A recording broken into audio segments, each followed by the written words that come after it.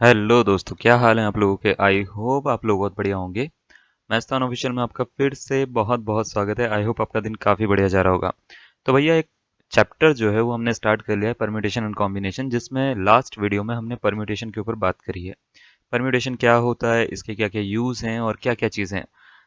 जो पूरा का पूरा चैप्टर है वो परम्यूटेशन और कॉम्बिनेशन का हम इस तरीके से लेके चलेंगे कि परम्यूटेशन को पहले लेकर हमने चला है, बीच में फिर कॉम्बिनेशन आएगा, उसके बाद में परम्यूटेशन और कॉम्बिनेशन के बेसिस पर जो प्रॉब्लम्स होती हैं, कंबाइंड प्रॉब्लम्स, हम उसको भी करेंगे। तो डील हम सब चीज़ों को एक साथ में करेंगे। अब आज का जो टॉपिक है वो हमारा टॉपिक जो है वो परम्यूटेशन से हटके एक टॉपिक पे हम दूसरे टॉपिक पे आ जाते हैं जिसका नाम है कॉम्बिनेशन। कॉम्बिनेशन को हम हिंदी में बोलते हैं संचय। ठीक है, परम्यूटेशन को बोलते हैं हम क्रमचय।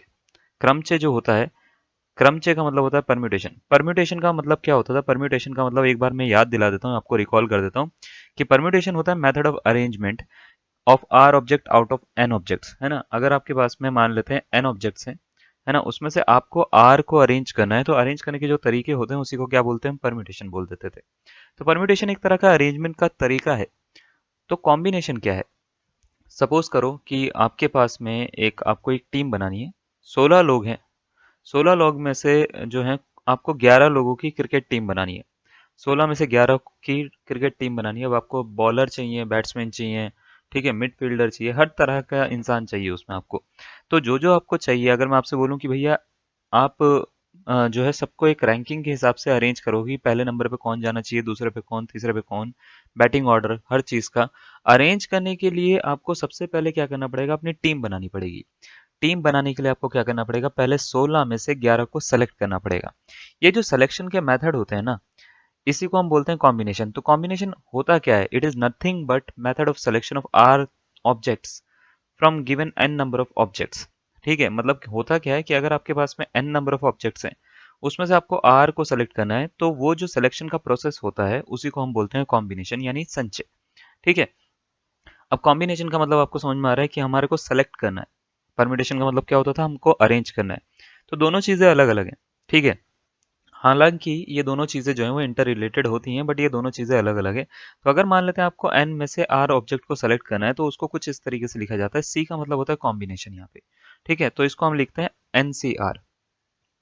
ठीक है, एनसीआर भी लिख देते हैं, कई जगह पे सी एन कोमा आर भी लिखा होता है। तो एनसीआर का बेसिक एक फॉर्मूला होता है, ये होता है n factorial upon r factorial और एन माइनस आर का होल फैक्टोरियल। तो होता क्या है देखो, अब अगर मैं ध्यान से देखूं तो एनसीआर का मतलब ये है, अगर मान लेते हैं आपको 7 में से 3 लोगों को सेलेक्ट करना है, तो इसका मतलब एन की वैल्यू इस समय 7 है। ठीक है, और आर की वैल्यू इस समय कितनी है, 3 है।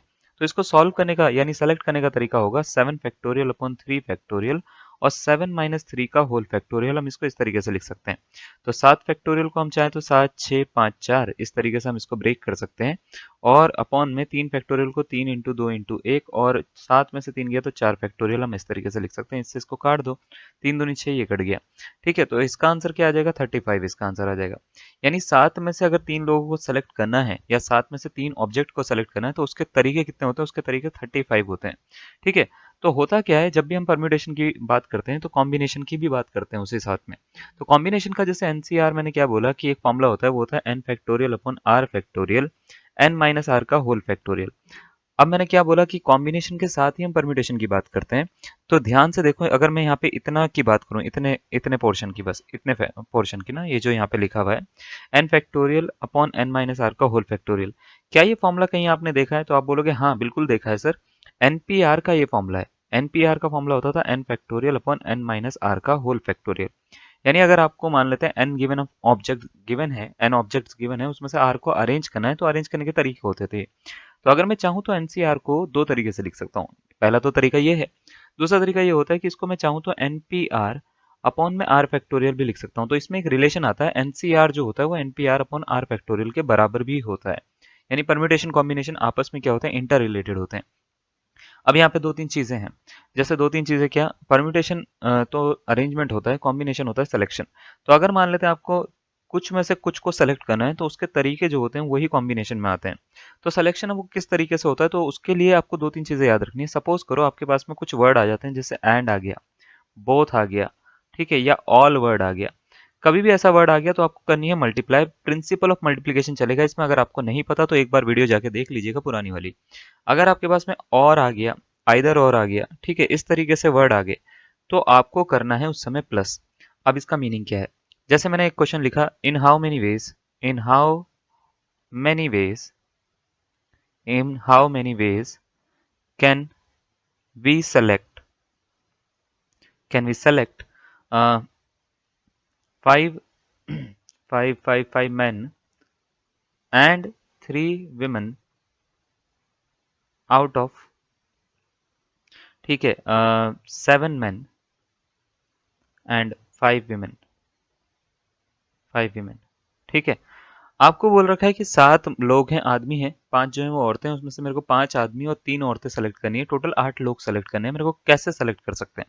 तो भैया सिलेक्शन का क्वेश्चन है तो इसमें लगेगा कॉम्बिनेशन। याद रखना, आपको सबसे पहले तो निकालना है कि टोटल मैन कितने हैं। टोटल मैन है 7, टोटल वीमेन कितनी है 5। सेलेक्ट कितने कितने को करना है, तो आप बोलोगे 7 मैन में से मुझे 5 मैन को सेलेक्ट करना है, तो इसको तरीके कितने होंगे 7C5। इसी तरीके से अगर आपसे बोल दिया जाता है, बीच में एंड लगा दिया जाता है, तो एंड का मतलब होता है मल्टीप्लाई, सीधा सीधा से याद रखिएगा। एंड का मतलब क्या होता है? मल्टीप्लाई, यानी प्रिंसिपल ऑफ मल्टीप्लिकेशन लगेगा इसमें। मल्टीप्लाई 5 वीमेन में से 3 वीमेन को आप सेलेक्ट कर लीजिए, आपका आंसर आ जाएगा। तो करना क्या है, 7C5 को 7 × 6 मतलब 7 फैक्टोरियल अपॉन में, 7 5 फैक्टोरियल और 7 - 5 का होल फैक्टोरियल, ऐसे लिख सकता हूँ मैं इसको, इंटू 5 फैक्टोरियल अपॉन में 3 फैक्टोरियल और 5 - 3 का होल फैक्टोरियल। अभी इसको ना थोड़ा बहुत शॉर्टकट वगैरह बताऊंगा मैं, ठीक है, फिक्र ना करिए। तो इसको मैं लिख सकता हूँ 7 6 5, 7 × 6 × 5 factorial upon 5 factorial into 2 factorial into 5 × 4 × 3 factorial upon 3 factorial into 2 factorial. इससे इसको काट दूंगा, इससे इसको काट दूंगा, और भैया 2 से काटूंगा 6 को 3 बार, और इसको काटूंगा भैया 2 बार, तो ये मिल जाएगा 7 × 3 इंटू 5 × 2। तो 5 दूनी 10 हो गया, 7 × 3 = 21 हो गया, 210 तरीके से आप जो है उसको सेलेक्ट कर सकते हो। तो भैया ये तरीका होते हैं। अब देखो कुछ चीज़ें बता रहा हूँ, जैसे इतना लंबा सॉल्व नहीं करना आपको ना। परम्यूटेशन में और कॉम्बिनेशन में यही फर्क है कि कॉम्बिनेशन कुछ फॉर्मूले देता है जो आपको शॉर्ट ट्रिक के तरह से काम आते हैं। तो कभी कभार आपके पास में मान लेते हैं NC0 आ गया, कभी भी याद रखिए NC0 आ जाए या NCN आ जाए, इसकी वैल्यू ऑलवेज कितनी होती है? 1 होती है, याद रखिएगा। यानी 5C0 कभी भी आ जाए या 5C5 आ जाए, तो याद रखिएगा इसका आंसर 1 होगा। कंडीशन ये है कि या तो 0 होना चाहिए आर की जगह पे, या तो सेम नंबर होना चाहिए जो n है। अगर ऐसा है तो आंसर ऑलवेज 1 दे देगा। यानी अगर ऐसे भी निकाल लिया 81C0 या 81C81, चाहे वो कितना ही बड़ा नंबर हो, आंसर कितना होगा? इसका 1 ही होगा। दूसरा इसमें केस आता है कि कभी अगर आपके पास में NC1 या NCN-1 आ जाए, n-1 आ जाए, तो इस केस में इसकी वैल्यू क्या होती है? इस केस में इसकी वैल्यू जो होती है वो होती है n। यानी अगर 5C1 आ गया सपोज करो, या 5C एक कम आ गया, एक कम यानी 4 आ गया, तो इसका आंसर जो होगा वो ऊपर वाला 5 ही आ जाएगा। या ऐसे आ जाए जैसे 7C1 आ जाए या 7C6 आ जाए, तो इस केस में इसका आंसर कितना हो जाएगा? 7 हो जाएगा। या 9C1 आ जाए या 9C8 आ जाए, तो इस केस में इसका आंसर कितना हो जाएगा? 9 हो जाएगा। कहने का सेंस समझ में आ रहा है? सेंस ये है कि भैया अगर एक कम नंबर आ गया या एक ही आ गया, तो दोनों केसेस में इसका आंसर जो हो जाएगा वो ऊपर वाला नंबर जो दिख रहा है ना n की जगह पे, वो हो जाता है। तीसरा, अगर आपके पास में NC2 कभी आ जाए, तो इसकी वैल्यू होती है n-1 अपॉन में 2। मीनिंग क्या होता है? इसमें n नंबर ऑफ थिंग्स में से r की जगह पे यानी 2 नंबर ऑफ थिंग्स आप सेलेक्ट कर रहे हो, ठीक है। यानी अगर मेरे पास में कभी 7C2 आ जाए, तो या तो पहले इसको इतना बड़ा फॉर्मूला लगा के कर लो सॉल्व, ठीक है, 7 - 2 का होल फैक्टोरियल, या तो इतना ना करो, एक बिल्कुल ही मेंटोस की तरह से बढ़िया दिमाग चलाओ, दिमाग चला के बोलो कि भैया इसका जो होता है ना 7 × 1 कम अपॉन में 2 होता है, यानी इसका आंसर हो जाएगा 21। क्लियर है? या अगर जैसे मान लेते हैं 5C2 आ जाता है, तो 5 × 4 अपॉन में कितना हो जाएगा? 2। इसको काटो भैया, 10 आ गया इसका आंसर। जैसे मान लेते हैं 8C2 आ जाता है, तो 8 × 7 अपॉन में 2 करो भैया, 7 चौक 28 इसका आंसर हो जाएगा। कहने का मतलब समझ में आ रहा है? एक कम करके 2 से डिवाइड करना है, बस और कुछ नहीं, ठीक है। नेक्स्ट देखिए जरा, जैसे इसी तरीके से NC3 आ जाए, तो अब क्या करना है? n-1 n-2 अपॉन में 3 फैक्टोरियल, यानी इसी का नंबर का फैक्टोरियल करना है आपको, जो नंबर आपको दिख रहा है 3 फैक्टोरियल, या ऐसे भी लिख सकता हूँ n-1 n-2 अपॉन में 6 कर देना है आपको, ठीक है। अब जैसे मान लेते हैं 7C3 निकाला था अभी हमने थोड़ी देर पहले, है ना, इतना लंबा सॉल्व करके, तो इसको मैं चाहूँ तो 7 × 6 × 5 3 बार खोल के अपॉन 6 कर दूंगा, तो भी मेरा आंसर 35 ही आएगा, ठीक है। हमने इतना लंबा खोलने की जरूरत नहीं है फिर हमारे को कॉम्बिनेशन का फॉर्मूला लगाने की जरूरत नहीं पड़ेगी इतना लंबा। जैसे सपोज करो मेरे को 6C3 निकालना है, तो मेरे को क्या करना है, 6 × 5 इंटू अपॉन में कितना कर देना है, अपॉन में भैया हमारे को 6 कर देना है। इसका आंसर निकल जाएगा कितना, 20। तो ऐसे ही आप कुछ भी निकाल सकते हो। जैसे 5C3 निकालना है, 5 × 4 × 3 अपॉन में 6 करो, 4 × 3 = 12 होता है, 2 बारी में कटेगा, 5 × 2 = 10, इसका आंसर आ जाएगा। बात समझ में आ रही है? तो कुछ भी हो, चाहे जैसे NC4 हो तो भी आप ऐसे ही सॉल्व कर सकते हो। जैसे n(n-1), n-2, n-3 अपॉन में कितना, 4 फैक्टोरियल कर दोगे। अब मतलब कहने का सेंस क्या समझ में आ रहा है हमारे को? कहने का सेंस ये समझ में आ रहा है कि जो भी यहाँ पे नंबर है उसका फैक्टोरियल आ जा रहा है, और उससे एक कम यहाँ तक खोल दे रहे हैं हम इसको। यानी अगर 4 लिखा हुआ है तो 3 तक खोल दे रहे हैं, ठीक है। 5 लिखा होगा तो 4 तक खोल देंगे, 6 लिखा होगा तो कितना तक खोल देंगे हम इसको, 5 तक खोल देंगे। क्लियर है? तो अगर मैं इसका आंसर पूछूंगा आपसे, तो आप बोलोगे, जैसे मान लेते हैं मेरे को निकालना है, सपोज करो 7C4 निकालना है, तो मैं क्या करूंगा, इसको 7 × 6 × 5 × 4, 4 तक खोला, 4 फैक्टोरियल डाल दिया नीचे। 4 फैक्टोरियल 24 होता है, अगर आपको बताओ तो। नहीं भी बता तो कोई दिक्कत वाली बात नहीं है, ठीक है। तो 7 × 6 × 5 × 4 है ना, अपॉन में 24। देखो 6 × 4 = 24, ये पूरा का पूरा कट रहा है, 7×5 = 35, इसका आंसर आ रहा है। बात समझ में आ रही है ना? चलो, जब इतना समझ में ही आ रहा है तो एक क्वेश्चन आपको दे दिया जाए अब ना, है ना। देखिए जरा, अब हमारा काम क्या होगा, मैं एक दो क्वेश्चन करवाऊंगा। क्वेश्चन करवाने के बाद में, हर क्वेश्चन के बाद में आपको मैं 30 सेकंड का टाइम दूंगा। आप वीडियो पॉज करके चाहो तो सॉल्व कर सकते हो, जल्दी हो सकता है जल्दी सॉल्व करिएगा। और आपको पूरा का पूरा आंसर अपने दिमाग में सोच लेना है। सारे प्रीवियस ईयर हम करवाने की कोशिश कर रहे हैं, ठीक है, लेकिन ज्यादा से ज्यादा हम हो सकता है कि कवर करेंगे इसमें, फिक्र ना करिए, ठीक है। तो इन how many veg 3 boys and 3 girls be selected from 5 boys and 4 girls. आपसे ही पूछ लिया गया है, अपने पास में 5 बॉयज है ना। बॉयज कितने हैं, 5 हैं। बॉयज है 5, गर्ल्स हैं बच्चे हमारे पास में 4। आपको 3 बॉयज और 3 गर्ल सेलेक्ट करनी है, एंड वर्ड यूज हो रखा है तो मल्टीप्लाई करनी है भैया। कितने तरीके से सेलेक्ट कर सकते हो, 20, 30, 40 या 45? जल्दी से अपने दिमाग में आप इसको कर सकते हो। मैं सीधा सीधा इसका टोटल सिलेक्शन निकालता हूँ। टोटल सिलेक्शन कितने होंगे, टोटल सिलेक्शंस? तो भैया बोलोगे आप, 5 में से हमारे को 3 बॉयज को चूज करना है और 4 में से ही 3 गर्ल्स को चूज करना है। तो 5C3 × 4C3, 5C3 को कैसे सॉल्व करते हैं, 5 × 4 × 3 अपॉन में कितना, 6। 4C3 को 4 × 3 × 2 अपॉन में कितना, 6। काट दो इसको, ये तो कट गया। 4 × 3 = 12, ये कट गया। तो ये हो गया 5 × 2 = 10 इंटू 4। तो कितने तरीके से हो सकता है, 40 तरीके से आप क्या कर सकते हो, इसको सेलेक्ट कर सकते हो। तो ऑप्शन नंबर कौन सा, सी, इसका करेक्ट आंसर हो जाएगा। बात समझ में आ गई? इतना आसान तरीके से आप जो है पूरा का पूरा क्वेश्चन निपटा सकते हो बड़े आराम से। जैसे एक 2014 का क्वेश्चन है। क्वेश्चन में बोला है, what is the number of ways that a cricket team of 11 players made out of 15 players. आपको टोटल प्लेयर्स दे रखे हैं 15, है ना। इसमें से बोला है कि 11 प्लेयर्स की टीम बनानी है। बताओ कितने तरीके से बना सकते हैं, 364, 1001, 1365, 32760, कितने तरीके से बना सकते हो? तो करना क्या है, देखो करना यह है कि हम जो है आपको सेलेक्ट करने हैं, जो आर की वैल्यू दे रखी है वो 11 दे रखी है। इसमें आर की वैल्यू कितनी दे रखी है, 11। ये एन की वैल्यू है। मुझे निकालना है 15 मतलब 15 में से 11 को सेलेक्ट करना है। तो टोटल सिलेक्शन के लिए, टोटल सिलेक्शंस कैसे होंगे, 15 में से 15 में से 11 को क्या करो, सेलेक्ट कर लो। 15 में से 11 को सेलेक्ट कर लो, 15C11। एक प्रॉपर्टी और लिख लीजिएगा जरा कहीं पे साइड में, जैसे NCR होता है वो NC N-R के बराबर होता है। अब इसका मीनिंग क्या है सर, ये बीच में प्रॉपर्टी क्यों बता दिया आपने क्वेश्चन के? बिल्कुल काम की प्रॉपर्टी है, इसलिए बताइए, ठीक है, जल्दी से लिखिए। देखिए होता क्या है कि अगर आपके पास में 7C3 निकाल रहे हो, इन दोनों का गैप कितने का है अगर मैं आपसे पूछूंगा, तो आप बोलोगे सर 4 का गैप है। 4 का गैप है तो ये 7C4 के बराबर होगा। यानी अगर आपने ध्यान दिया हो, इससे थोड़ा सेकंड पीछे करके देखना, इसकी वैल्यू 35 आई थी और इसकी वैल्यू भी 35 ही आई थी, है ना। दोनों की वैल्यू सेम आई थी। तो कहने का मतलब ये होता है कि अगर दोनों का गैप सेम है, ठीक है, तो गैप सेम नहीं मतलब दोनों का गैप जो होता है, जैसे इसका 3 का गैप है, इसका 4 का गैप है, तो इसकी वैल्यू जो होती है वो ऑलवेज बराबर होती है। मतलब क्या है मेरा कहने का, जैसे मैंने बोल दिया 81C2, ये किसके बराबर होगा, तो ये होगा 81C79 के बराबर होगा। इन दोनों का मिला के जो है, या तो 81 बनना चाहिए या तो इसका गैप यहाँ पे लिखा होना चाहिए। अगर लिखा हुआ है इस तरीके से तो इसकी वैल्यू जो होती है वो बराबर होती है। अब जैसे मान लेते हैं, मैंने एक क्वेश्चन बोल दिया, मैंने बोल दिया कि भैया ये किसके बराबर होगा, 15C11। 15C11 किसके बराबर होगा, तो आप बोलोगे सर इन दोनों का गैप देख लो, 15C कितने, 4 का गैप है, तो 15C4 के बराबर होगा। क्लियर हो रही है बात? तो ये कर क्यों रहे हैं, ये कर इसलिए रहे हैं कि इससे ना, इस प्रॉपर्टी से बहुत अच्छे अच्छे क्वेश्चन जो होते हैं वो सॉल्व हो जाते हैं। जैसे मान लेते हैं आपके पास 80C, मान लेते हैं 78 निकालना, अब इतना लंबा कौन निकालेगा, तो 80C2 निकाल लो, है ना।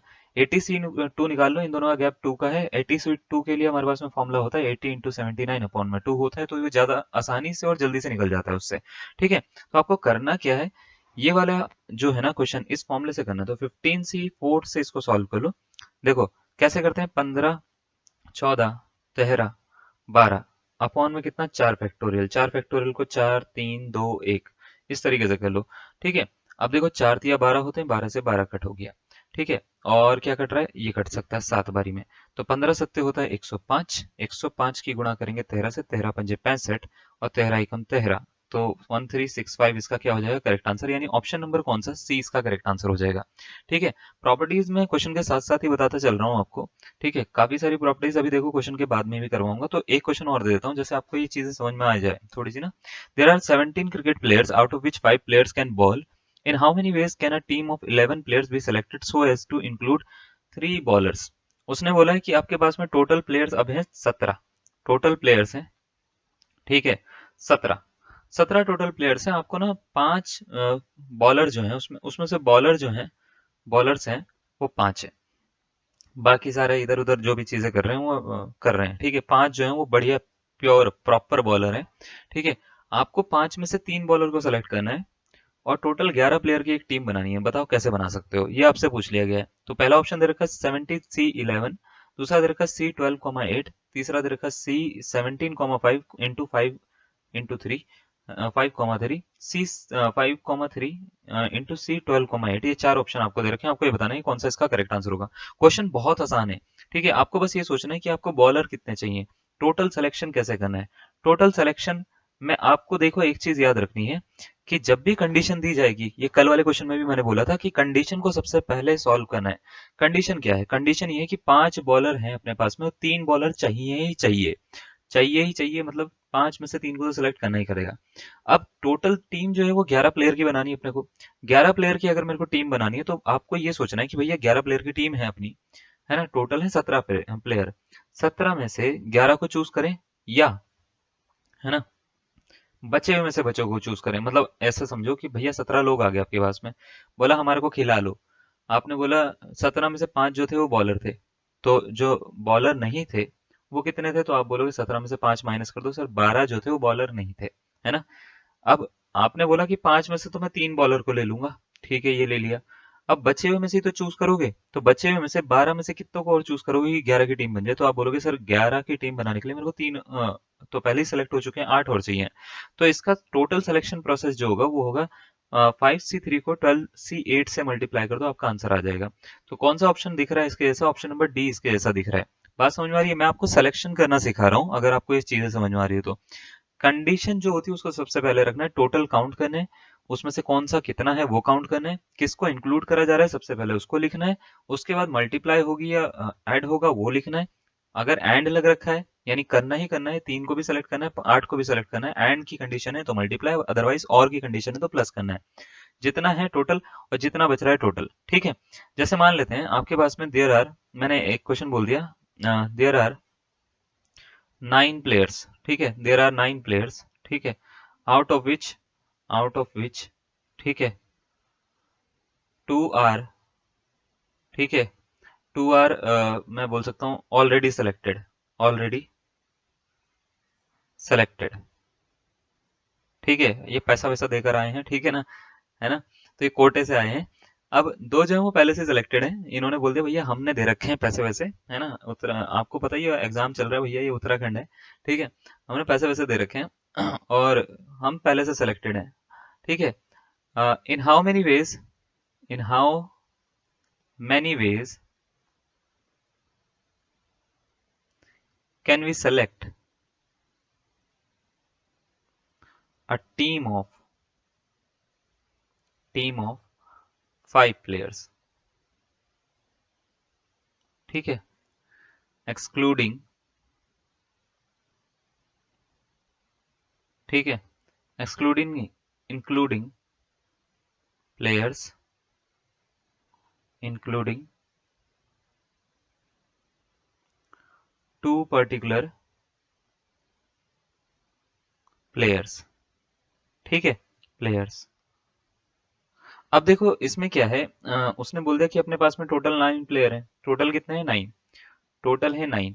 अब सेलेक्टेड तो पहले से ही है ना, कुछ दो तो सेलेक्टेड है, तो रिमेनिंग कितने बचे? रिमेनिंग जो है जिसमें से आपको सेलेक्ट करना है, तो आप बोलोगे रिमेनिंग 9 में से 2 माइनस कर दो, 7 है, 7 में से मेरे को सेलेक्ट करना है, 9 में से सेलेक्ट नहीं करना अपने को। चलिए भाई, अब एक क्वेश्चन और करवा देते हैं आपको इसी तरीके का, ताकि आपको ये चीजें क्लियर हो जाएं, और उसके बाद कुछ केसेस के ऊपर बात करेंगे। इंक्लूडिंग और एक्सक्लूडिंग का क्या मतलब होता है और क्या क्या केस होते हैं, इनके ऊपर थोड़ा सा बात करेंगे इसमें। जैसे एक क्वेश्चन आपको दे रखा है, in how many ways can a committee consisting of 3 men and 2 women be formed out of 7 men and 5 women। आपको बोल रखा है कि आपके पास में 7 men है और 5 women है। आपको ये बोला है कि कितने तरीके से आप 3 men और 2 women को चूज कर सकते हो और कमिटी बना सकते हो। तो कैसे करेंगे, आपको देखो इसके 4 ऑप्शन आपको मैं दे रहा हूँ, आप अपने दिमाग में पहले कर लीजिए। मैं सीधा सीधा इसका आंसर बताता हूँ क्या आएगा। ठीक है, टोटल मैन कितने हैं? तो आप बोलोगे मैन जो है वो 7 है। विमेन कितनी है? तो विमेन जो है वो है भैया 5। सेलेक्ट कितने करने हैं? तो टोटल सिलेक्शन अगर मैं बात करूं, टोटल सिलेक्शंस, सिलेक्शंस, ठीक है, तो आपको 7 में से 3 मैन सेलेक्ट करने हैं। इनटू लगाऊंगा क्योंकि बीच में एंड है, ठीक है, एंड है, और 5 में से 2 वुमेन सेलेक्ट करनी है, तो 7C3 लिखा हुआ है, तो 7 × 6 × 5 अपॉन में कितना आता है? 6 आता है, ठीक है, इंटू 5 × 4 अपॉन में कितना आता है? 2 आता है, क्योंकि यहाँ पे 2 लिखा हुआ है, NC2 अपॉन में 2 आएगा, NC3 में जो आता है वो क्या आता है? 6 आता है अपॉन में। इससे इसको काटो, इससे इसको काटो, दो बारी में, ये आ गया 7 5 35 इंटू 5 2 10। तो आंसर कितना हो गया? 350 इसका करेक्ट आंसर हो जाएगा। ऑप्शन नंबर कौन सा? बी इसका करेक्ट आंसर हो गया। बात समझ में आ रही है?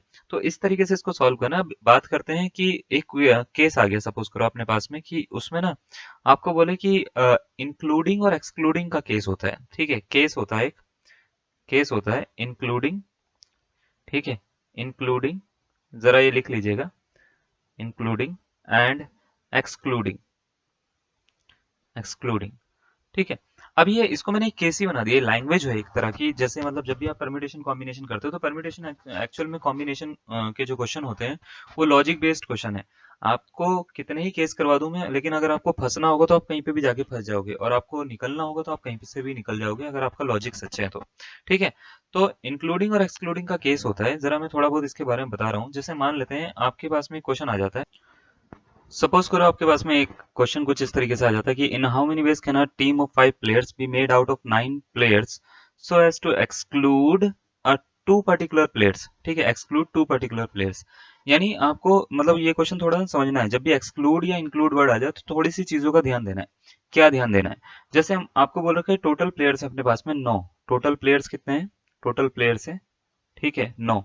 अगर मैंने बोला कि 9 में से आपको 5 प्लेयर को सिलेक्ट करना है, बताओ कितने तरीके से सिलेक्ट कर सकते हो? तो ज्यादातर लोग क्या करते हैं, 9 में से 5 ऐसे सिलेक्ट कर देते हैं, 9C5 सिलेक्ट करने के लिए ऐसे लगा दिया और सीधा सीधा आंसर निकाल दिया, और इनमें से कुछ आंसर आ भी जाएगा, ठीक है। 9C5 अगर मैं गैप बोलूं तो 4 का गैप है, तो 9C4 के बराबर हो जाएगा, तो 9 × 8 × 7 × 6 अपॉन में 24 इसका जो हो जाएगा आंसर हो जाएगा। 6 चौक 24, 4 दूनी 8, ठीक है, और इसका जो जो आंसर बनेगा 9 दूनी 18, या जो भी बन रहा है वो ऐसे आंसर निकालने की कोशिश करेंगे, अगर उसको ऑप्शन नहीं पता तो, ठीक है। ऑप्शन भी पता है तो फिर भी वो क्या करेगा, थोड़ी बहुत चीजों में गड़बड़ कर सकता है। अब अपने को करना क्या है, अपने को ये ध्यान देना है कि भैया अगर कभी भी इस तरह का क्वेश्चन आ जाए तो बोला क्या जा रहा है पहले ये समझो। बोला ये जा रहा है कि आपके पास में 9 प्लेयर्स हैं, 9 प्लेयर्स हैं, 9 में से जो है ना 2 प्लेयर को एक्सक्लूड करा, मतलब 9 लोग आपके पास में खेलने के लिए आए, खेलने के लिए आए, बोला हमारे को खिला दो भैया, गली क्रिकेट चल रहा है, ठीक है, बोला हमारे को खिला दीजिए। आपने 2 लोगों को बोल दिया भैया तुम्हारी तो शक्ल ही पसंद नहीं है हमारे को, तुम तो निकल जाओ, तुम्हारे को तो नहीं खिलाएंगे। 9 में से 2 को तो आपने मना कर दिया, एक्सक्लूड कर दिया, यानी बाहर निकाल दिया। तो अब बचे कितने, रिमेनिंग कितने हैं? तो आप बोलोगे सर रिमेनिंग जो है वो 7 बचे हैं, 9 में से 2 को तो निकाल दिया, 7 बचे। 7 में से कितने को सेलेक्ट करना है? तो आप बोलोगे 5 को सेलेक्ट करना है सर। तो टोटल सिलेक्शन अगर मेरे को निकालना होगा तो सिलेक्शंस कितने हो सकते हैं अपने पास में? तो आप बोलोगे सर 7 में से 5 को सेलेक्ट करना है, तो 7C5 7C2 के बराबर होता है, ये हो जाता है 7 × 6 अपॉन में कितना 2, यानी 21 तरीके से आप जो है वो इसको सेलेक्ट कर सकते हो। यानी ऑप्शन नंबर बी इसका करेक्ट आंसर हो जाएगा। अगर यही क्वेश्चन जो है वो चेंज करके दे दें, वो चेंज करके क्या दे दें, आपको ये बोलें कि आपके पास में 9 प्लेयर है, 9 में से आपको 5 को ही सेलेक्ट करना है और 2 प्लेयर को एक्सक्लूड की जगह पे इंक्लूड करना है यहाँ पे। अब एक्सक्लूड ना बोल के यहाँ पे क्या वर्ड यूज कर दिया, इंक्लूड वर्ड यूज कर दिया, है ना, इंक्लूड। इंक्लूड का मतलब ये होता है कि वो लेने ही लेने हैं आपको, अब आप कुछ नहीं कर सकते, आपको 2 प्लेयर लेने ही लेने हैं। आप बताओ कितने तरीके से सिलेक्शन कर सकते हो? तो आपको 2 प्लेयर तो लेने ही लेने हैं भैया, 9 में से 2 प्लेयर लेने ही लेने हैं, तो 2 तो आपने हटा दिए, बचे कितने, 7 प्लेयर। सात में से अब सेलेक्ट कितने को करना है, तो आप बोलोगे सात में से अब मेरे को 3 को सेलेक्ट करना है उस केस में एक्सक्लूड की जगह पे, क्योंकि दो तो लेने ही लेने हैं ना, वो तो है ही अपने पास में पहले से ही। सात में से 3 को सेलेक्ट करना है, तब जाके 5 बनेंगे। दो पहले से ही आ चुके हैं, दो ने बोल दिया कि हम तो आई रखे हैं, हमारा कुछ नहीं है। तो कैसे होगा, तो आपको करना क्या है, सात में से 3 को सेलेक्ट करना है, फिर इसका तरीका जो हो जाएगा 7 × 6 × 5 हो जाएगा। तो इसका 35 तरीके से आप इसको जो है वो चूज कर सकते हो। तो ज्यादातर लोग क्या करते हैं, ये और ये कंडीशन को ना दोनों को मैच करते हैं, यानी इंक्लूड की जगह पे एक्सक्लूड लगाते हैं, एक्सक्लूड की जगह पे इंक्लूड लगाते हैं। तो आपको याद ये रखना है, एक्सक्लूड के केस में हमने टोटल प्लेयर से एक्सक्लूड करा है वो लैंग्वेज के बेसिस पे, ठीक है। और इंक्लूड के केस में हमने इंक्लूड जब करा है तो दो लोगों को हमने सेलेक्ट कर लिया ना पहले से, तो लैंग्वेज के बेसिस पे आए तो अब 3 को ही सेलेक्ट हमारे को करना है, 5 को सेलेक्ट नहीं करना उस केस में। बात समझ में आ रही है। तो इंक्लूड और एक्सक्लूड का केस इस तरीके से चलता है ना। अब ये देखिए, ये सब चीजें जैसी आपको समझ में आई, कुछ फॉर्मूला के ऊपर और बात कर लेते हैं। जैसे सबसे पहले हमने बोला था एनसीआर, ये ऑलवेज एक नेचुरल नंबर होता है, चलिए ये तो नॉर्मल सी बात है। एनसी जीरो और एनसी एन की वैल्यू क्या होती है, 1 होती है। ये भी थोड़ी देर पहले हमने बात करी। हमने क्या बोला था कि एनसी जीरो और एनसी एन कितना होता है, ये ऑलवेज कितना होता है, 1 होता है। एनसी वन भी एन होता है और एनसी एन माइनस वन भी कितना होता है, एन ही होता है। तो दोनों की वैल्यू किसके बराबर होती है, एन के बराबर होती है। एनसीआर और एनसी एन माइनस आर जो होते हैं वो आपस में बराबर होते हैं, इसके ऊपर बात कर ली गई है। ये वाले फॉर्मूले के ऊपर बात करते हैं। N c r plus n c r minus one जो होता है वो होता है n plus one c r के बराबर होता है। वैसे यहाँ पे बहुत सारे फॉर्मूले हैं, सबके ऊपर बात नहीं करूंगा मैं।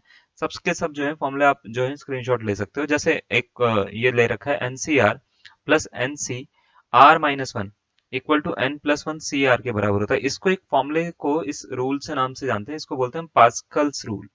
पास्कल्स रूल बोलते हैं हम इसको, ठीक है। इसलिए इसको हाईलाइट करा है मैंने, जो इंपॉर्टेंट है उसको बता रहा हूँ। पास्कल्स रूल जो है, पास्कल ने ट्राइंगल भी दिया है बाइनोमियल में, अगर आपको याद हो तो, ठीक है। पास्कल रूल ये कहता है कि अगर n c r plus n c r minus one कभी दिख जाए तो n plus one c r के बराबर होता है। अब इसका मीनिंग क्या है, जैसे सपोज करो आपके पास में 8C3 लिखा हुआ है प्लस सपोज करो 8C2 लिखा हुआ है। 8C3 8C2 लिखा हुआ है, अगर आपसे पूछा जाता है कि इसकी वैल्यू किसके बराबर होगी, तो अगर ये ऊपर वाले सेम है और नीचे वाले में एक का डिफरेंस है, एक का डिफरेंस है, तो आपको करना क्या है, ऊपर में एक बढ़ा देना है, यानी 9 कर दे, और नीचे वाले को बड़े वाले को ले लोगे तो 9C3 के बराबर होता है इसकी वैल्यू। तो अगर आप इन पूरे को सॉल्व करके निकालोगे तो वो इसके बराबर ही आएगा।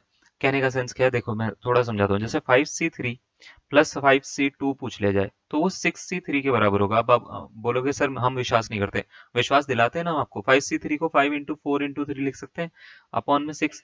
5C2 को क्या लिख सकते हैं, आप लिख सकते हो 5 × 4 अपॉन में कितना, 2 लिख सकते हो, ठीक है।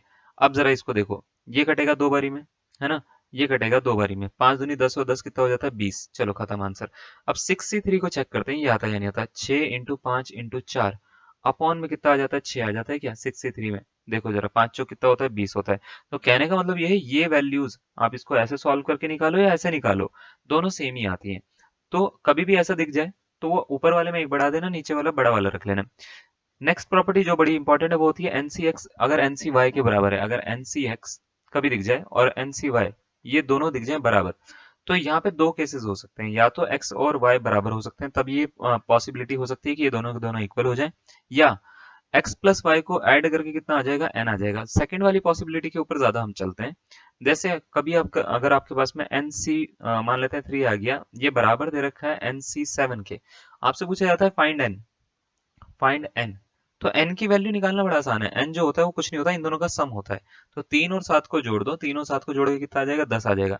फॉर एग्जाम्पल जैसे मैंने बोल दिया कि भैया आपको दे रखा है N C two equal to दे रखा है एन सी 5 के, आपसे बोला फाइंड, फाइंड, ठीक है, एन सी थ्री, आपसे ये बोल दिया एन सी थ्री की वैल्यू कितनी होगी, ठीक है। तो करना कुछ नहीं है, सबसे पहले एन निकालना है अपने को।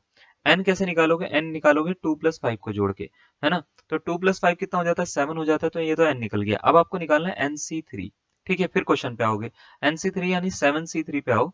तो 7 × 6 × 5, है ना, अपॉन में कितना 6, ठीक है। इससे इसको काट दो ही, तो ये हो गया कितना 35, इसका करेक्ट आंसर हो जाएगा। इस तरीके से आपको इसको सॉल्व करना है। बात समझ में आ गई। नेक्स्ट प्रॉपर्टी है n into n minus one c r minus one जो होता है वो होता है n minus r plus one into n c r minus one के बराबर होता है, ठीक है। चलिए, इसके बाद जो प्रॉपर्टी है ये दो प्रॉपर्टी और लिख लीजिएगा। एक ये वाली, एन सी आर को n upon r n minus one c r minus one लिखा जा सकता है, और ये वाली प्रॉपर्टी इंपॉर्टेंट मानी जाती है इसमें काफी। N c r upon n c r minus one का भी दे दिया जाए तो इसकी वैल्यू होती है n minus r plus one upon में आर के बराबर होती है। N minus r plus one upon में आर के बराबर होती है। ठीक है, नेक्स्ट प्रॉपर्टी, अगर n c zero, n c one, n सी टू ऐसे करते करते एन सी एन तक जोड़ दें तो इन सारे कॉम्बिनेशन का सम जो होता है वो two raise to power n के बराबर होता है। अब इसका मीनिंग क्या है? इसका मीनिंग ये है कि अगर आपके पास में डिफरेंट कॉम्बिनेशन आ गए जीरो से स्टार्ट करके एन तक, तो सबका जो सम होता है वो two raise to power n के बराबर होता है। और यही हम डाइस की प्रॉब्लम और कॉइन की प्रॉब्लम्स को सॉल्व करते हैं। कॉइन की प्रॉब्लम में क्या होता है, अगर एक कॉइन को हम फेंकते हैं तो उसमें टोटल आउटकम जब भी निकालने होते हैं तो डिफरेंट डिफरेंट आउटकम निकालने का जो तरीके होते हैं, different different different word use कर रहा हूं मैं, तो इसलिए उसको two raise to power n बोला जाता है। अब यहाँ पे अगर मैं आपसे पूछूं एनसी जीरो क्या होता है, तो एनसी जीरो की वैल्यू वन होती है। अगर सपोज करो मैंने इसको यहाँ पे पहुंचा दिया, इसको यहाँ पे पहुंचा दिया, तो यहाँ पे अगर मैं पहुंचाता हूँ तो ये n c one plus n सी two plus n c three plus dot dot dot plus n c n, इसकी वैल्यू क्या two raise to power n minus one के बराबर हो जाएगी। तो आप बोलोगे हाँ सर हो जाएगी। इसको बोलते हैं कॉम्बिनेशन ऑफ, इसको हम बोलते हैं, लिख लीजिएगा, combination of n different objects. ठीक है, combination of n different objects. अब इसका यूज कहाँ पे होता है? जैसे मान लेते हैं अपने पास में ना कुछ अलग अलग तरह के सिंबल हैं, जैसे ये एक अलग तरह का, ये रेड कलर का जो है अपने पास में कपड़ा है, सपोज करो ये येलो कलर का कपड़ा है दूसरा। ठीक है, तीसरा कपड़ा जो है अपने पास में ग्रीन कलर का है। ठीक है, येलो और ग्रीन। ठीक है, आपसे बोला जाता है कि इससे ना कितने डिफरेंट तरह के आप सिग्नल बना सकते हो। अगर ये तीन कपड़े यूज करने ऊपर नीचे कैसे भी करके बनाओ, कितने डिफरेंट डिफरेंट सिग्नल आप बना सकते हो ये बताओ। तो कभी भी अगर आपको बनाना हो तो याद रखिएगा डिफरेंट तरह के सिग्नल अगर मेरे को बनाने हैं, तो टोटल ऑब्जेक्ट्स कितने दे रखे हैं अपने को? तीन दे रखे हैं। तो डिफरेंट तरह के सिग्नल बनाने हैं तो या ऐसा हो सकता है तीन में से एक सिग्नल बना लो, आप तीन में से एक कपड़े को चूज करो, या तो तीन में से दोनों कपड़े को चूज कर लो, या तो तीनों में से तीनों कपड़े को चूज कर लो। ठीक है, या तो मतलब खाली इन तीनों में से किसी एक को चूज करो, या तो दो को चूज करो, या तो तीनों के तीनों को चूज करो।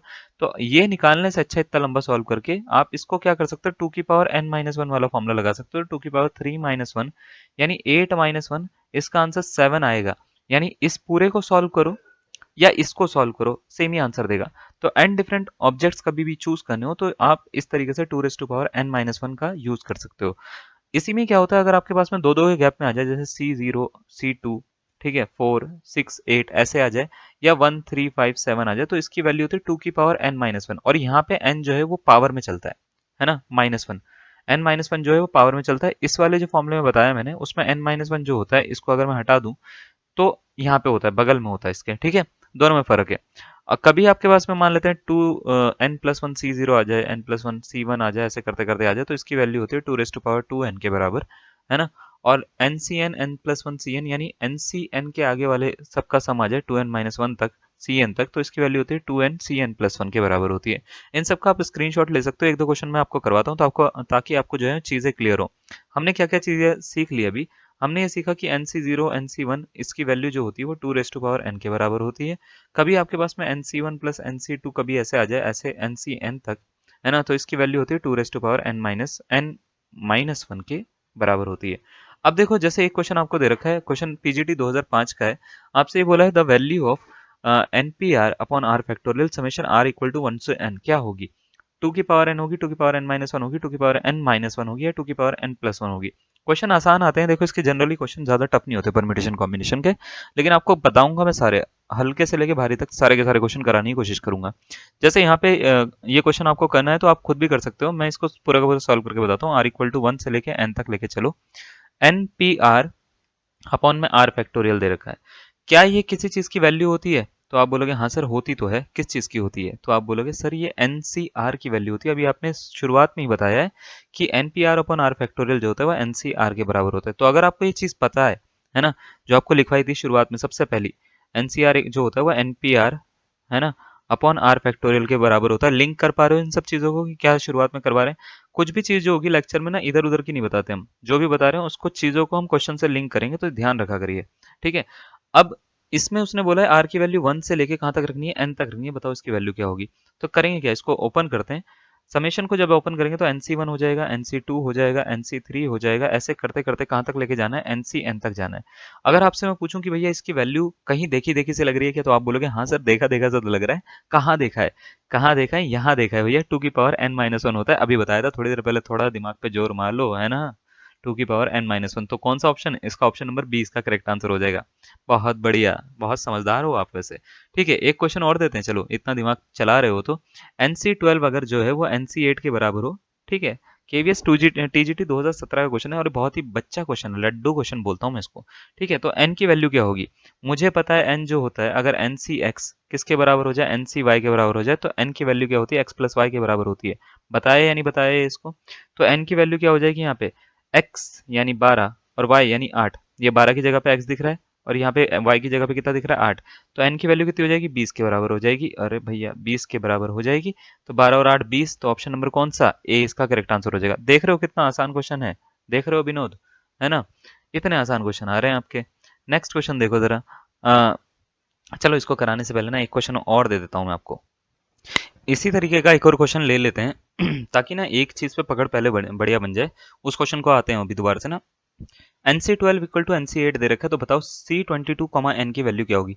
131, 256, 231 और 292। चार ऑप्शन आपको दे रखे हैं, जल्दी से बनाइए। इसका आंसर क्या बनेगा भैया? सही आंसर बनाना बिल्कुल। ठीक है, चलिए मैं स्टार्ट कर लेता हूँ। मेरा देखो जरा क्या बनेगा, सॉल्यूशन निकालते हैं। NC12 इक्वल टू NC8 दे रखा है, मेरे को पता है n क्या होगा? 12 प्लस 8 के बराबर। कितना बन जाएगा? 20। बिल्कुल सही। आपको निकालना क्या है? आपको निकालना है 22CN निकालना है। तो 22CN की जगह पे कितना है? 20 डाल दो। इन दोनों का गैप कितना है? 2 का। 22C2 और 22C2 को NC2 को कैसे सॉल्व करते हैं? n सॉरी अपॉन में कितना? 2। तो n-1 अपॉन में कितना? 2। काट दो भैया, 11 बारी में कट रहा है। 11 इंटू 21 231। लो जी, आंसर आ गया इसका। हलवा क्वेश्चन है बिल्कुल, है ना? समझ में आ गया। एक क्वेश्चन और बना लेते हैं जरा। देखो जल्दी जल्दी बना लेते हैं ताकि आपका जल्दी जल्दी होए। तो अगर मान लेते हैं ये जो है C3n, 2n बराबर है, सपोज कर लो C3n, 2n-7 के लिख लेते हैं, चलो ठीक है। देन मैं एक क्वेश्चन पूछ रहा हूँ, what is the value of किसकी पूछें? C n, n-5 की वैल्यू बता दो। चार ऑप्शन भी देंगे तुम्हारे को, ऐसी बात नहीं है। लो भैया, option number A B C और डी। चार ऑप्शन आपको दे रखे हैं। पहला ऑप्शन दे दिया 42, दूसरा दे दिया 35, तीसरा दे दिया 28, चौथा दे दिया 21। चारों में से एक इसका करेक्ट आंसर। 30 सेकंड का आपके पास में टाइम है, जल्दी से बनाइएगा क्या निकलता है इसका आंसर। तो देखो करना क्या है, मैं सीधा सीधा सॉल्व कर लेता हूँ। 3n-C2n इक्वल टू दे रखा है 3n-C2n-7 के। आपसे इसकी वैल्यू पूछिए, इस पे तो बाद में आएंगे, पहले तो भैया n की वैल्यू निकालेंगे ना, है ना? तो 3n किसके बराबर हो जाएगा? ये हो जाएगा 2n प्लस 2n-7 के। क्या ये बात क्लियर है? 2n प्लस 2n होता है 4n, तो 4n-7 3n के बराबर हो गया।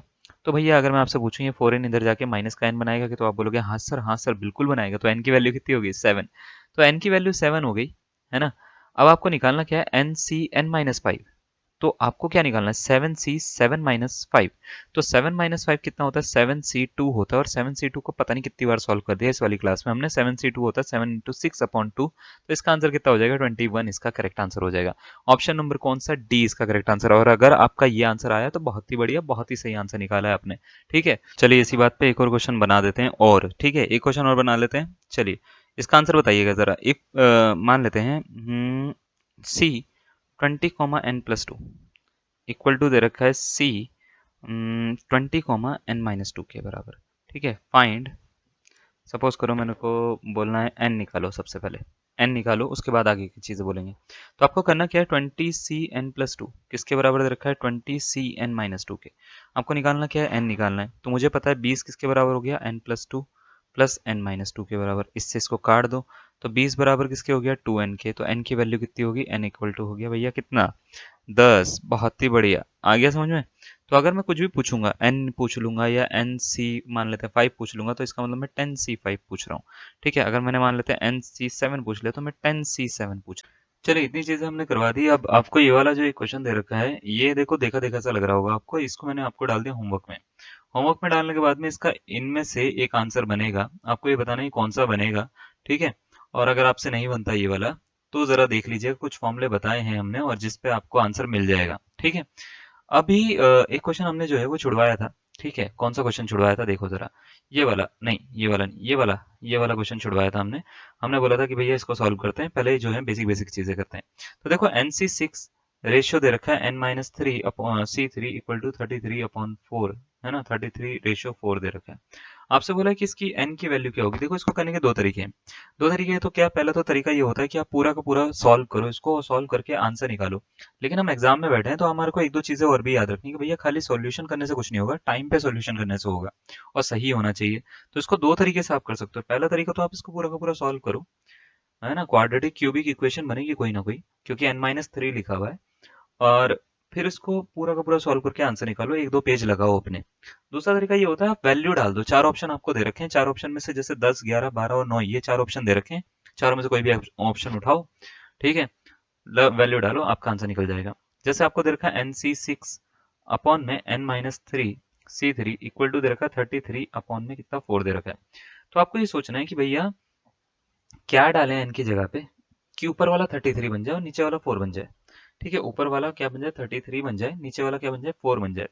तो कुछ नहीं करना, वैल्यू उठा के डालनी है। वैल्यू उठा के डालनी है, जैसे मान लेते हैं n इक्वल टू 10 डाल दिया मैंने, तो 10 डालेंगे तो 10C6 अपॉन में 10-3C3 इक्वल टू चेक करेंगे हम। 10C6 को देखो 10C4 लिखा जा सकता है, अपॉन में 7C3 ये है।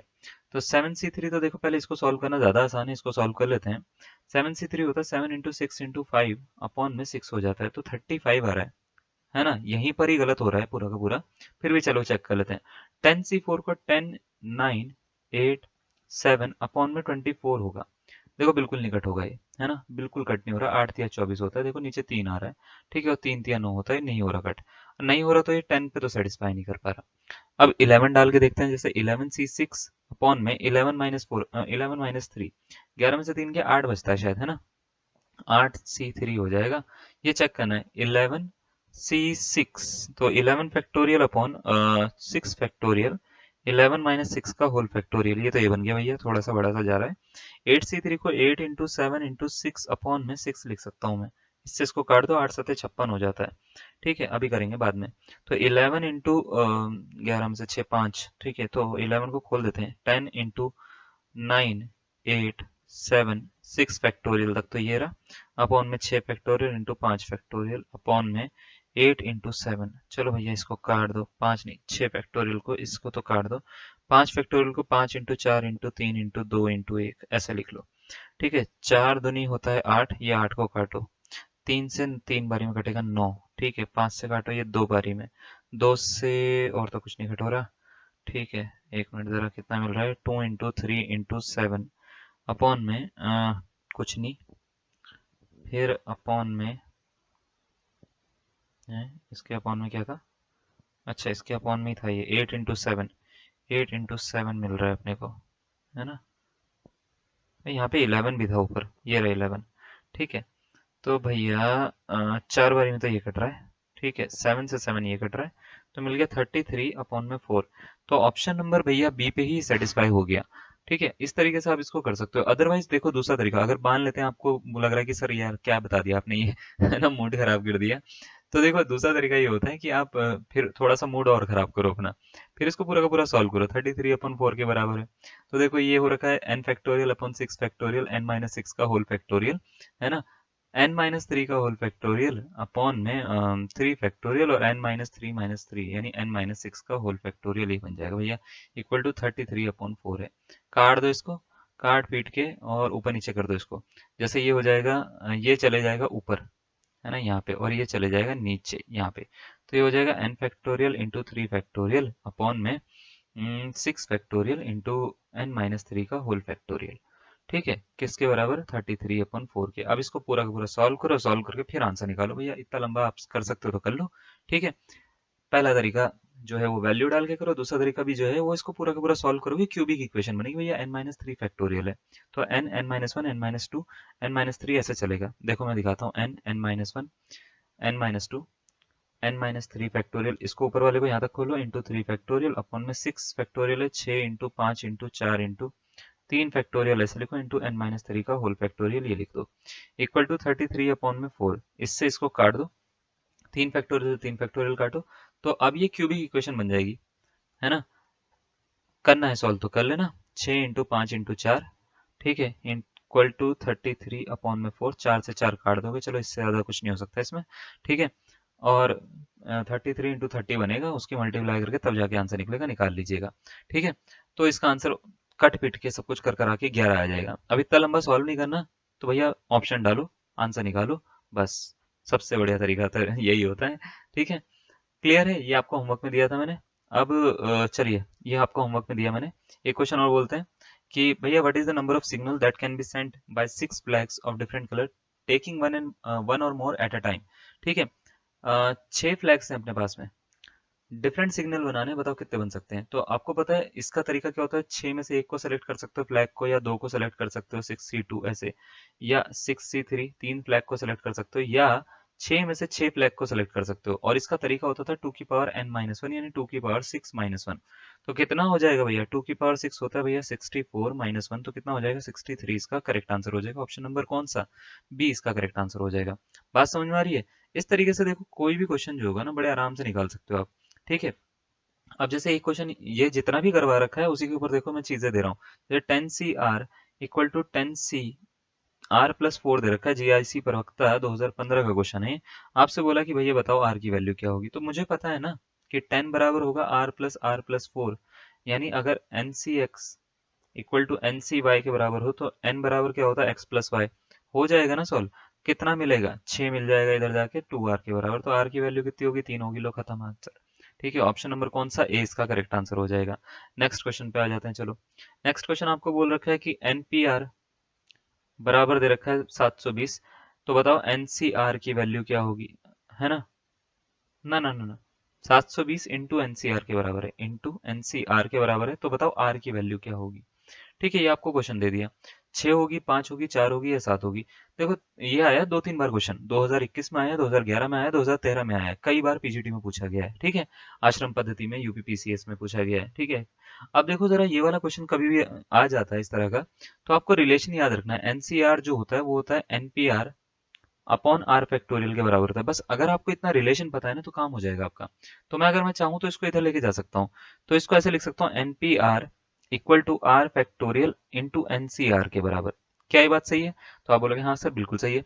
सही है तो भैया कर दो फिर। एनपीआर जो है वो 720 है, इक्वल टू आर फैक्ट नहीं, एनपीआर जो है, एनपीआर जो है, एक मिनट एक मिनट एक मिनट, आपको दे रखा है, हाँ 720 इंटू एन सी आर के बराबर दे रखा है।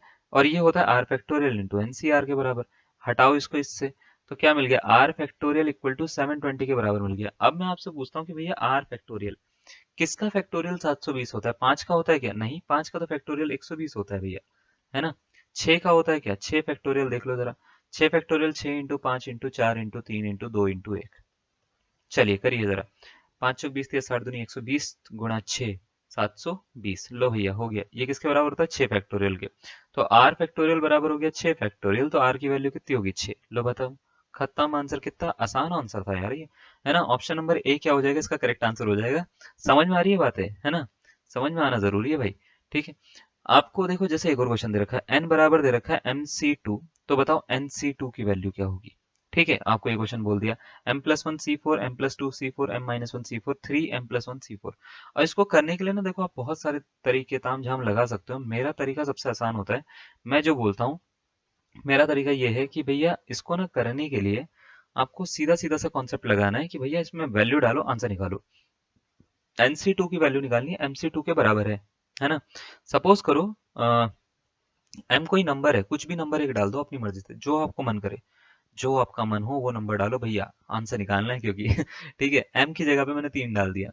ठीक है, एम की जगह पे मैंने 3 डाल दिया, तो एन इक्वल टू हो गया 3C2। 3C2 का मतलब क्या हो जाता है? 3 इंटू 2 अपॉन 2, यानी इसका आंसर कितना आ गया? 3 आ गया। तो एन की वैल्यू 3 आ गई। अब आपसे पूछ रहा है NC2 बता दो, तो भैया कितना होगा? तो आप बोलोगे सर इसका आंसर हो जाएगा 3C2, यानी कितना हो गया? 3 हो गया दोबारा से इसका आंसर। तो भैया एक ही आंसर है जहाँ पे 3 दिख रहा है मेरे को, ऑप्शन नंबर डी में। फिर भी मैं पूरा श्योर होने के लिए मैं इसको थोड़ा सा और सॉल्व कर लेता हूँ। मैं क्या करता हूँ, एन की जगह पे, एम की जगह पे, एन बराबर MC2 था ना, एम की जगह पे मैं कोई बड़ा नंबर डाल के देखता हूँ। बड़ा नंबर कौन सा? अब बड़ा नंबर अपन डालते हैं 5। ठीक है, तो n बराबर हो जाएगा 5C2। 5C2 को क्या लिखते हैं? 5 इंटू 4 अपॉन कितना? 2। इससे इसको काट दो, कितना हो गया? 10 हो गया। ठीक है, ये हो गया 5C2। अब आपको बोल रखा है कि भैया NC2 की वैल्यू बता दो, तो ये भैया n यानी 10C2 की वैल्यू, यानी 10 इंटू 9 अपॉन में कितना? 2। इससे इसको काटो, 5 बारी में कटेगा, 9 पंजे 45 हो गया। 45 ये चेक करना है कि किस पे आ जाएगा। तो मैं क्या करता हूँ, 3 × m+1 C4 ये निकाल के देख लेता हूँ, है ना। तो 3 × m+1 यानी 5+1, 5+1 कितना होता है भैया 6। तो 3 × 6 C4 निकाल दूं, रुक जाओ जरा, 6 C4, है ना। तो ये हो जाएगा 3 × 6 C4, इन दोनों का गैप कितने का है भैया, इन दोनों का 2 का, तो 6 C2 के बराबर हो जाएगा। तो 3 × 6 × 5 अपॉन में कितना 2, काट दो इसको 3 बारी में, 5×3 = 45, लो खत्म आंसर 45। तो ऑप्शन नंबर डी उसका क्या हो जाएगा, करेक्ट आंसर हो जाएगा। इस तरीके से आपको क्वेश्चन को निपटाना होता है, ठीक है। ऐसा नहीं कि आप क्वेश्चन को लेके बहुत ज्यादा पॉजिटिव हो रहे हो कि नहीं नहीं इसको तो करेंगे, तो भैया उससे ही करेंगे बेसिक से ही, वरना करेंगे नहीं, है ना, ऐसा नहीं करना, ठीक है। तो देखो एक क्वेश्चन आपको दे रखा है एनपीआर इक्वल टू दे रखा है NPR+1 के, तो आपसे बोला है और NCR इक्वल टू दे रखा है NCR-1 के, ठीक है। तो बताओ n क्या होगा और r क्या होगा, ठीक है। n क्या होगा और r क्या होगा, आपको ये दो चीजें बतानी है, ठीक है। n भी बताना है और r भी बताना है। तो 2 3 होगा, 3 2 होगा, 4 5 होगा या 5 4 होगा। याद रखिएगा एक चीज मैं आपको पहले ही बता देता हूँ, n जो होता है और r में, r जो होता है वो कभी भी n से बड़ा नहीं हो सकता, n से छोटा है उसके बराबर ही होता है, याद रखिएगा n और r में ना। तो इसमें कुछ जो ऑप्शन है ना वो तो कट ही कर देना, जैसे ऑप्शन नंबर ए है 2,3 इसका आंसर नहीं हो सकता, क्यों, क्योंकि उसमें n जो है वो छोटा दिखा रखा है, r जो है वो बड़ा दिखा रखा है। ये भी काट दो, 4,5 ये भी इसका आंसर नहीं हो सकता, तो या तो 3 2 या तो 5 4 इसका आंसर होगा। अब हम क्या करेंगे, इसको ना वैल्यू को चेक करने के लिए थोड़ा सा ना हम वैल्यू डाल के देख लेंगे, तो ज्यादा अच्छा रहेगा हमारे लिए। तो हम सबसे पहले क्या करते हैं, छोटी वैल्यू डाल के देखते हैं, 3 और 2। तो एनसीआर किसके बराबर दे रखा है, NCR-1 के बराबर दे रखा है। तो एक काम करते हैं, n की जगह पे 3 डाल देते हैं, r की जगह पे 2 डाल देते हैं, डालो जरा।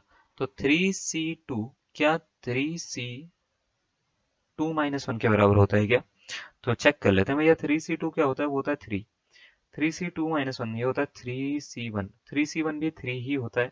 तो भैया ये तो सेटिस्फाई हो रहा है, ठीक है। अब यहाँ पे देख लेते हैं NPR इक्वल टू NPR+1, इस वाले पे सेटिस्फाई होता है नहीं होता है, यानी 3P2 क्या 2+1, तो 2+1 3P3 के बराबर होता है क्या। मैंने एक फॉर्मूला करवाया था आपको, अगर आपको याद हो तो, NPN जो होता है वो n फैक्टोरियल होता है, बताया था। और यही बताया था मैंने आपको NPN-1 का भी निकालना हो, NPN-1 का भी निकालना हो, तो देखो जरा ऐसे निकालेंगे, n factorial upon n minus, है ना, n-1 का होल फैक्टोरियल, क्या ये ऐसे ही निकालेंगे ना। तो n से n कट हो जाएगा, माइनस माइनस प्लस का 1 हो जाएगा, तो n फैक्टोरियल ही होगा। तो यहाँ पे देखो ये दोनों चीजें क्यों बोली मैंने, देखो ये NPN-1 के जैसा लग रहा है, यानी 3 में से एक कम दिख रहा है यहाँ पे, देखो ये 3 में से एक कम है क्या, है ना। NPN-1 के जैसा दिख रहा है और ये NPN के जैसा दिख रहा है दूसरा वाला। तो दोनों की वैल्यू क्या 3 फैक्टोरियल होगी क्या, तो आप बोलोगे हाँ सर बिल्कुल होगी, तो ऑप्शन नंबर बी इसका क्या हो जाएगा, करेक्ट आंसर हो जाएगा। बात समझ में आ रही है, बी इसको पूरा का पूरा सेटिस्फाई कर रहा है। चलिए एक लास्ट क्वेश्चन इस पे देख लीजिए, उसके बाद ये वाला क्वेश्चन मैं आपको होमवर्क में डाल दूंगा, अगला वाला ना, ये वाला क्वेश्चन आपको होमवर्क में डालूंगा, ठीक है। और ये वाला क्वेश्चन आप देख लीजिए। ये वाला क्वेश्चन दोबारा से मैं बात करता हूँ कि भैया आपको करना क्या है, आपको क्वेश्चन सॉल्व करना है, इस पे ज्यादा फोकस करिएगा। आपको दोबारा से मैं ये बात बोल रहा हूँ कि कैसे भी सॉल्व करना होता है। तो NCR-1 इक्वल टू 36 दे रखा है और NCR कितना दे रखा है, ये दे रखा है 84। आपसे पूछा है और अगर एक मिनट बैटरी खत्म हो रही है, NCR+1 अगर आपको दे रखा है 126, तो बताओ क्या n क्या होगा और r क्या होगा, n क्या होगा और r क्या होगा। भैया वैल्यू डाल के देख लो ना, इतना टेंशन क्यों लेनी, ठीक है। 36 ये चेक करो कि किस पे हो सकता है, n की वैल्यू जैसे 8 डालोगे, r की वैल्यू अगर मैं 4 डालता हूँ, n तो पहले r से बड़ा नहीं हो छोटा नहीं हो सकता, तो इसको तो हटा दो, ठीक है। n की वैल्यू 8 डालूंगा तो 8C4 में से 1 गया 3, ठीक है। तो ये वाले को चेक कर रहा हूँ मैं, ठीक है। तो ये हो जाएगा 8 × 7 × 6 अपॉन में 6, 8 7 56 होता है, 36 लिखा हुआ है यहाँ पे, गलत हो गया, ठीक है। n की वैल्यू 9 डालता हूँ मैं जरा, ठीक है, n की वैल्यू 9 डालता हूँ, ठीक है। r की वैल्यू 3 डालता हूँ मैं यहाँ पे, NCR-1 चेक करता हूँ कि क्या ये 36 आता है क्या, 9C3-1, है ना। तो 9C2 क्या ये 36 आता है, 9 × 8 अपॉन में 2, काटो जरा इसको, 4 36 आ गया। क्या ये और चीजों को सेटिस्फाई करेगा, 9CR इक्वल टू 84 आना चाहिए, चेक करते हैं। 9CR 9C3 क्या 84 आएगा, तो चेक कर लेते हैं। देखो 9 × 8 × 7 अपॉन में कितना 6, तो भैया इसको काटो जरा, 3 से कटेगा 3 3 9, 3 दूनी 6, 2 से कटेगा 4 बारी में, 4 3 12 7 84, 84। यानी ऑप्शन नंबर बी क्या कर रहा है, सेटिस्फाई कर रहा है, तीसरे वाले पे जाने की भी जरूरत नहीं पड़ रही है हमारे को। ऑप्शन नंबर बी इसका सेटिस्फाई कर रहा है। इस तरीके से आप जो है उसका आंसर निकाल सकते हो। ये आपको एक क्वेश्चन दे रहा हूँ मैं होमवर्क में, ठीक है। यूके पीसीएस जीआईसी 2018 में आ रखा है और टीजीटी 2013 में आ रखा है। सीधा सीधा इसका आंसर निकालना है आपको। एनपीआर जो दे रखा है वो 720 दे रखा है और एनसीआर दे रखा है 120। तो बताओ आर की वैल्यू क्या होगी। मैं आपको बताता हूँ इसका जो होगा, आई थिंक आर की वैल्यू, आर की वैल्यू, एक मिनट, 720 इक्वल टू 120 इंटू 6 हो जाता है ना, ठीक है। तो आर की वैल्यू जो है वो बड़े आराम से मिल जाए, आई थिंक 3 मिलेगी आपको ना। आर की वैल्यू फैक्टोरियल में जाएगा क्योंकि वो, मेरे हिसाब से 3 होना चाहिए इसका आंसर, ठीक है। चेक कर लीजिएगा, ऑप्शन नंबर ए आपका सही आंसर निकलना चाहिए, ठीक है। बना लीजिएगा इसको। चलिए आज के लिए इतना ही करते हैं। धन्यवाद, थैंक यू, बाय बाय।